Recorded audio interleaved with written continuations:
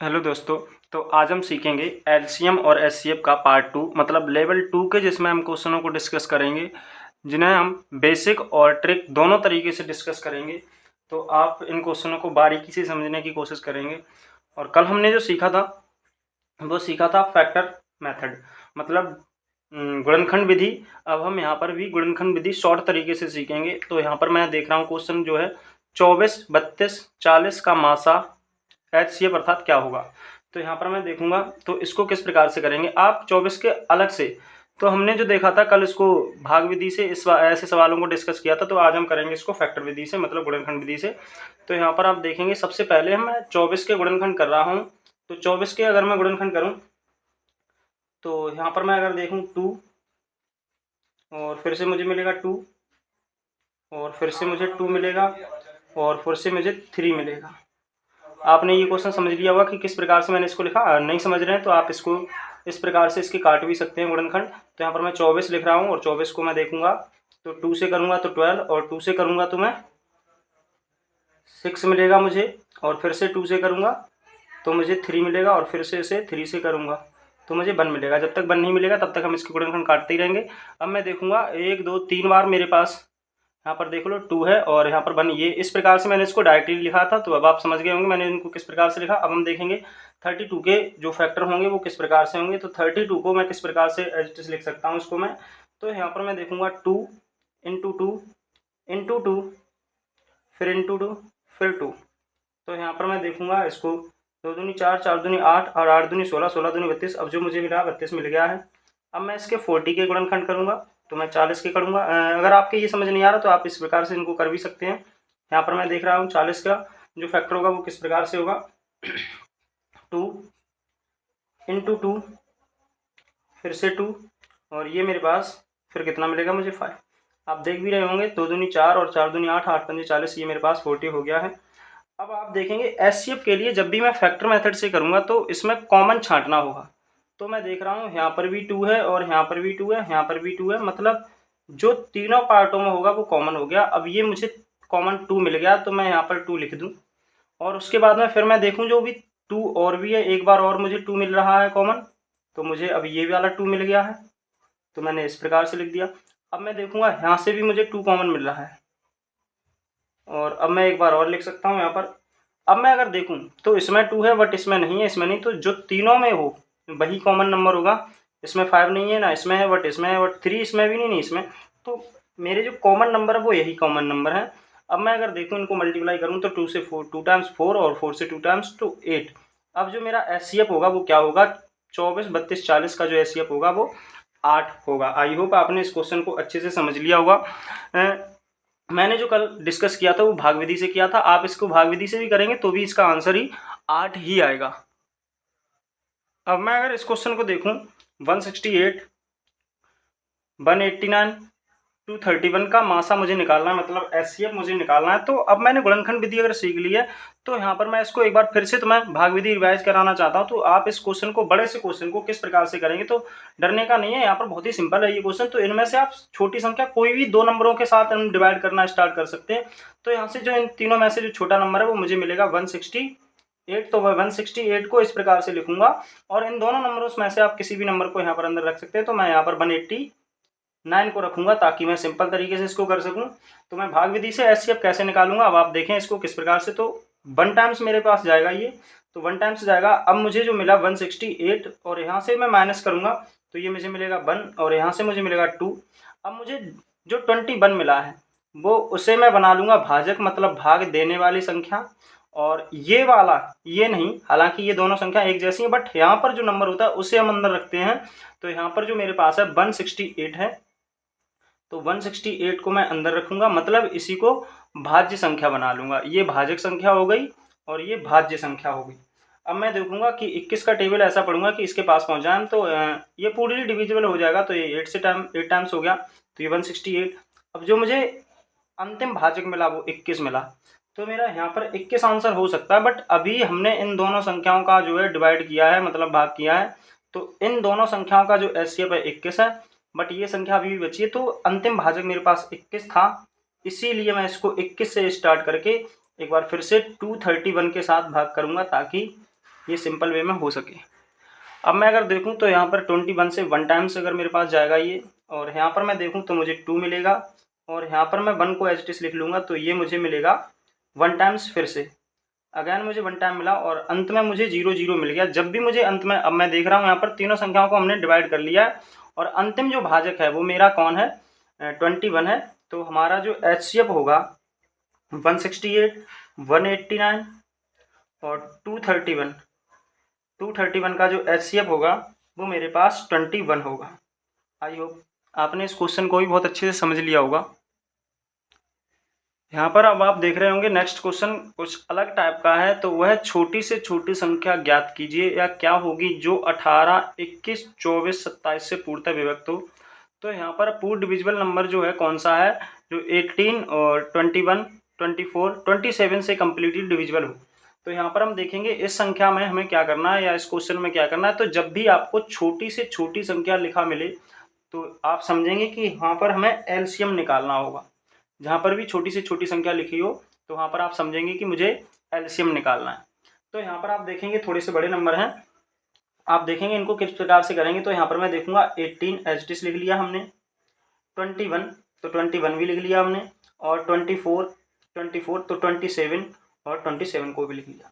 अब मैं इसको फैक्टराइजेशन मेथड से करूंगा, मतलब गुणनखंड विधि से करूंगा। तो यहाँ से आप देखेंगे सबसे पहले मैं जो करूंगा 2 से डिवाइड करूंगा। सबसे छोटी जो अभाज्य संख्या होती है वो मेरी 2 होती है, और जब भी मैं इसे 2 से डिवाइड करूंगा तो ये मुझे पहली बार क्या मिलेगा, 2 से अगर मैं इसको डिवाइड करूँ तो ये मुझे 9 मिलेगा। और 21 2 से डिवाइड नहीं होता है तो इसीलिए मैं इसको यहाँ पर एज इट इज लिख लूँगा। 24 डिवाइड हो जाता है तो 24 को मैं अगर 2 से डिवाइड करूँगा तो मुझे 12 मिलेगा, और 27 2 से डिवाइड नहीं होता है इसीलिए मैं 27 को एज इट इज लिख लूँगा। यहाँ तक आप अच्छे से सीख रहे होंगे। अब मैं इन संख्याओं में से देखूंगा 2 से कोई सी संख्या डिविजिबल है। हाँ है, यहाँ पर 2 से जो मेरे पास नंबर डिविजिबल है 9 तो नहीं है, 21 भी नहीं है, बट 12 है। तो 12 को अगर मैं डिवाइड करूंगा 2 से तो मुझे 6 मिलेगा, और 27 एज इट इज रखूंगा क्योंकि 27 2 से डिवाइड नहीं होगा। यहाँ पर मैं देखूंगा फिर से 2 से डिवाइड होगा कोई भी नंबर, हाँ होगा ये वाला नंबर, तो 9 तो होगा नहीं तो एज इट इज लिख लो। 21 भी नहीं होगा, और यहाँ पर 2 से अगर मैं डिवाइड करूंगा 6 को तो 3 मिल जाएगा, और अब 27। और अब आप इस सिस्टम में देखेंगे तो यहाँ से जो संख्या होगी वो 2 से कोई भी संख्या को डिविजिबल नहीं हो रही होगी। तो यहाँ पर मैं सबसे अगला नंबर लूँगा, 2 से अगला जो नंबर होगा वो 3 नंबर होगा, अभाज्य संख्या। और यहाँ से अब 3 से देखेंगे तो ये 3 से 3 टाइम्स, और इसको डिवाइड करूँगा तो 3 से 3 टाइम्स, और 3 से 7 टाइम्स। मैं 21 को 3 से डिवाइड करूँगा, भाग करूँगा तो मुझे 7 मिलेगा, और यहाँ से 1 मिलेगा। 3 को 3 से भाग करूँगा तो 1 मिलेगा, और 3 से मैं 27 को डिवाइड करूँगा तो मुझे 9 मिलेगा यहाँ पर। आई होप आपने इतना भी समझ लिया होगा। अब अगली स्टेप में क्या होगा, 3 से मैं देखूंगा तो फिर से 3 से, तो यहाँ से 1 टाइम्स, और 7 एज इट इज लिख लूँगा क्योंकि 7 डिवाइड नहीं होगा, 1 तो एज इट इज रहेगा ही रहेगा, और यहाँ से फिर से 3 मिलेगा मुझे। 3 से 9 को डिवाइड करूँगा तो मुझे 3 मिलेगा, और यहाँ से फिर से 3 से मैं डिवाइड करूँगा तो 1, और 7 एज इट इज, यहाँ पर ये 1, और 3 से 3 को करूँगा तो मुझे 1 मिल गया। और अब आप देखेंगे कि यहाँ पर मुझे 7 से ही डिवाइड करना पड़ेगा, अब बाकी किसी संख्या से ये नंबर डिवाइड होगा ही नहीं। जब मुझे लास्ट में या अंतिम में मुझे 1 मिल जाए, आप समझ लीजिए कि आंसर मेरा निकल आया है। अब मैं क्या करूँगा, यहाँ पर आप देखिए 3 बार 2 आया है तो मैं 3 बार 2 करके लिखूँगा मल्टीपल के साथ। अब मेरे पास 3 बार ही 3 आया है तो मैं 3 बार 3 लिख दूँगा। और अब मेरे पास एक जो संख्या और है वो 7 है। अब आप इनका आपस में मल्टीप्लिकेशन करेंगे तो आप देखेंगे 2 का 2 के साथ करेंगे तो 4, और 4 का 2 के साथ करेंगे तो 8, और 8 का 3 के साथ करेंगे 24, और 24 मैंने यहाँ तक मल्टीप्लाई कर लिया है। और अब मैं देखूँगा, यहाँ से देखूँगा तो 3 का 3 के साथ करूँगा तो 9 मिलेगा, और 9 का 7 के साथ करेंगे तो मुझे 63 मिलेगा। और इन दोनों का अब मैं आपस में मल्टीप्लाई कर दूंगा। आपस में जैसे मल्टीप्लाई किया तो मुझे मिलेगा 15, 12। तो आंसर मेरा क्या हो गया, इसका एलसीएम जो होगा मेरा वो 15, 12 होगा। आई होप आपने इस क्वेश्चन को भी अच्छे से सीखा होगा। अब आप अगला क्वेश्चन देखेंगे, 2 संख्याओं का लासा और मासा क्रम से 18 तथा 378 है, यदि उनमें से पहली संख्या 54 है तो दूसरी संख्या ज्ञात कीजिए। आपको अब ये नया क्वेश्चन मिला है, नई टाइप का क्वेश्चन मिला है, तो आप देखेंगे इस क्वेश्चन को किस प्रकार से हम लोग करेंगे। बहुत सिंपल तरीका है इसका। हमारे पास जब भी इस प्रकार का क्वेश्चन हो, जब दो संख्याएं दी हो, कोई भी दो संख्याएं दी हो और उनका लासा दिया हो या मासा दिया हो या लासा पूछा हो, मासा पूछा हो, या फिर पहली संख्या पूछी हो या दूसरी संख्या पूछी हो, तो आपको एक सूत्र याद होना चाहिए जो हमारे पास होता है एलसीएम इंटू एचसीएफ, जो बराबर होगा पहली संख्या मतलब first number into second number, पहली संख्या गुणा दूसरी संख्या। तो हम देखेंगे, वैल्यू पुट करेंगे यहाँ पर क्रमशः लासा, लासा मतलब लासा के स्थान पर आप लिखेंगे 18, तो मैं यहाँ पर 18 एच लिख दूंगा इंटू एचसीएफ, और एचसीएफ इनका क्या है मेरे पास, तो यहाँ पर आप देखेंगे 378 है, तो 378 लिख दिया हमने। और यहाँ पर मैं देखूंगा यदि उनमें से पहली संख्या, ये वाला साइन लूंगा मैं, पहली संख्या मतलब फर्स्ट नंबर 54 है, तो मैं 54 लिखूंगा इंटू सेकंड नंबर मतलब दूसरी संख्या लिख दो यहाँ पर, या फिर सेकंड लिख दो, कुछ भी लिख दो आप चलेगा, या फिर एक्स वाई लिख दो या ए बी लिख दो चलेगा। यहाँ पर आप देखेंगे कि यहाँ पर जो मुझे संख्या मिलेंगी वो किस प्रकार से मिलेंगी, ये एक दूसरे के भाग में संख्याएं हैं। तो आप देखेंगे यहाँ से मुझे जो नंबर मिलेगा वो 18 गुणा में 378, अगर मैं दूसरी संख्या निकालूंगा तो ये मेरे पास 54 मल्टीपल में है तो डिवाइड में आ जाएगा, तो ये मेरे पास बराबर होगा किसने, दूसरी संख्या की। तो यहाँ से आप देखेंगे 18 से एक बार और 18 से 18 तिया 54 जो होता है, तो यहाँ से मुझे 3 बार मिला। अब मैं इस नंबर को 3 से भाग करूंगा, इस वाले नंबर को 378 को 3 से भाग करूंगा तो 3 से 1 टाइम्स मुझे मिलेगा और 3 से 2 टाइम्स, और यहाँ पर 1 बचा तो 3 6 18। तो जो दूसरी संख्या मेरे पास होगी वो कौन सी होगी, दूसरी संख्या 126। आई होप आपने इस क्वेश्चन को भी बहुत आसान तरीके से सीख लिया होगा। नेक्स्ट क्वेश्चन देखेंगे, दो संख्याओं का लासा और मासा 8 तथा 48 है, यदि उनमें से एक जो संख्या है वो मेरे पास 24 होगी, यहाँ पर संख्या शब्द लिखा होगा, एक संख्या जो है वो 24 है, तो दूसरी संख्या क्या होगी। तो यहाँ पर आप इस क्वेश्चन को ध्यान से देखेंगे किस प्रकार से करना है, बिल्कुल पुराने वाले मेथड से करना है, वही एलसीएम इंटू एचसीएफ बराबर first number into second number. तो यहाँ पर मैं देखूंगा एलसीएम इंटू एचसीएफ जो बराबर होगा पहली संख्या गुणा दूसरी संख्या की। दो संख्याओं का लासा तथा मासा, तो लासा की जगह पे मैं 8 रखूंगा मतलब एलसीएम, मासा की जगह पे 48 रखूंगा मतलब 48 बराबर पहली संख्या जो है वो मेरे पास 24 है, तो यहाँ पर मैं 24 लिखूंगा, और सेकंड नंबर जो है वो मुझसे ज्ञात करवा रहा है मतलब पूछा है, तो मैं यहाँ पर सेकंड को सेकंड लिख दे रहा हूँ। अब आप यहाँ पर देखेंगे ये नंबर जो है मेरे पास 48 इंटू 48, ये नंबर जो है वो गुणा में है तो इधर आकर के भाग में हो जाएगा। और अब मैं सेकंड नंबर निकालूंगा, तो यहाँ पर जो मेरे पास सेकंड नंबर है तो 24 से एक बार और 24 से 2 बार। आई होप अब आप समझ गए होंगे कि हमने इसको किस प्रकार से डिवाइड किया है। जब डिवाइड किया तो अब यहाँ पर नीचे 1 मिल रहा है, इसका कोई भी महत्व नहीं है, तो यहाँ पर 8 का गुणा 2 से करेंगे तो मेरे पास जो इसकी दूसरी संख्या होगी वो कौन सी होगी, 16 होगी, 16, और यही मेरा क्या होगा, इसका सही आंसर होगा। अब हम नेक्स्ट क्वेश्चन देखेंगे, यदि दो संख्याओं की जगह पे संख्याएं दो संख्याएं जो 390 420 हैं, जिनका लघुत्तम समावर्तक मतलब एलसीएम 5460 है, तो मासा ज्ञात कीजिए मतलब महत्तम समावर्तक ज्ञात कीजिए। एचसीएफ हमसे यहाँ पर ज्ञात करवा रहा है, तो यहाँ पर मैं देखूंगा वही सूत्र लगाऊंगा एलसीएम इंटू एचसीएफ। मैं सूत्र को इसलिए बार बार लिख रहा हूँ ताकि आपको अच्छे से याद हो जाए, first number into second number. यहाँ पर मैं देखूंगा तो यहाँ पर एलसीएम के स्थान पर एलसीएम लिखेंगे तो 5460 लिखेंगे, 5460 लिखा हमने, इंटू एचसीएफ, और एचसीएफ हमें पता नहीं है तो एचसीएफ के स्थान पर एफसीएफ ही लिखेंगे क्योंकि एचसीएफ ही फाइंड आउट करवा रहा है। यहाँ पर फर्स्ट नंबर क्या है मेरे पास 390 है तो 90 लिखा हमने, और इंटू का साइन लेंगे हम लोग। सेकंड नंबर क्या है 420 है। अब यहाँ से आप देखेंगे कि अगर मैं एचसीएफ को बाहर निकालूंगा तो ये वाली संख्या है वो भाग में पहुंच जाएगी, तो मैं लिखूंगा 5460, और ये वाली संख्या तो है ही डिवाइड में, तो यहाँ से मैं इसको इस प्रकार से लिख दूंगा। अब मैं देखूंगा यहाँ पर 0 से 0 कैंसिल आउट, और 13 से मैं काटूंगा इसको, तो 13 से 3 टाइम्स, और इसको 13 से काटूंगा तो ये मुझे मिलेगा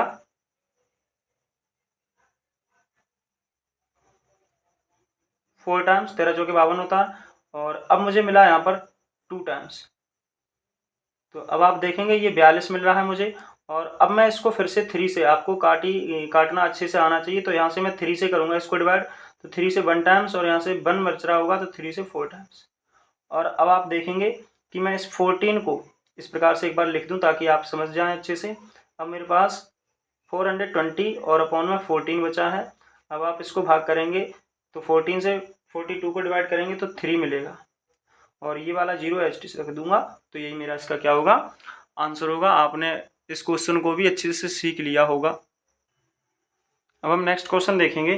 नेक्स्ट क्वेश्चन क्या है, दो संख्याओं का गुणनफल, मतलब कोई संख्या दो होंगी, पहली संख्या और दूसरी संख्या, जिन दोनों का आपस में गुणनफल, इन दोनों संख्याओं का गुणनफल, मतलब इस वाले मान की जगह पे मैं लिख सकता हूँ दोनों संख्याओं के गुणनफल के स्थान पर, मतलब फर्स्ट और इंटू सेकंड संख्या के स्थान पर मैं इस वाले मान को लिख सकता हूँ, तथा उनका एलसीएम 56 है, तो एचसीएफ याद कीजिए।